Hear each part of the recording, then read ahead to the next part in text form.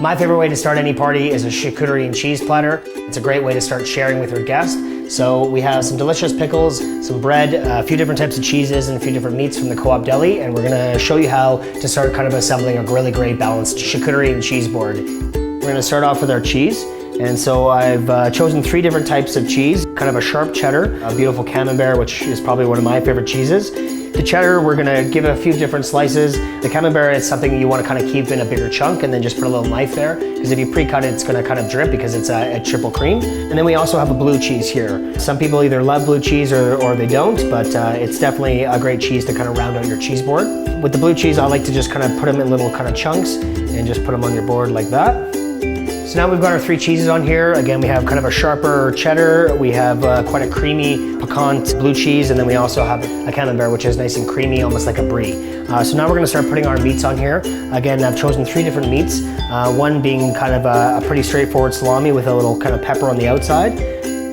All right, so now we've got our salami on there. This is a great product that I got from the deli at Co-op. It's essentially a head cheese. This is something that I asked the deli to cut me quite thick, and then I chose to do a few different cubes, and then I also have a couple different slices. The third meat that I chose, which is something that generally everybody loves, which is prosciutto, and we're just gonna kind of lightly drape it on the board so it doesn't all stick together and it stays kind of nice and airy.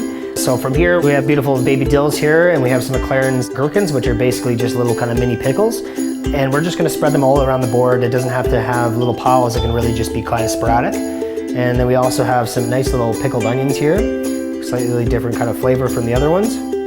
All the nice different colors of all these pickles go together really, really well.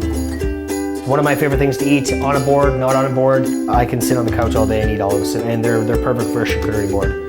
There's a few other things you can do that go really well with specifically the cheese. And so I've taken some apple slices here, and I'm just gonna kind of scatter those around, putting them maybe a little bit closer to the cheese, because I think personally they go a little bit better with the cheese than the meat. And so we have that, and then we also have some nuts. And nuts have such a great kind of earthy flavor, and they go well with cheese and meat, and they look really pretty on the board. So I'm just gonna put a few piles around here. And then also dried fruit. Dried fruit is something classically in charcuterie and pâtés and stuff, you'll often find dried fruit on there, and dried fruit goes absolutely great with cheese. So I've got some dried cranberries I'm gonna put in here. Last, but definitely not least, is some beautiful pickled beets. And just to kind of give it a little extra flavor, we've got some fresh dill that I got. And we're just gonna sprinkle that on top of the beets or anywhere you'd like. Fresh herbs obviously always bring out a lot of flavors in meats and cheeses. So we have our charcuterie platter, it's pretty much done.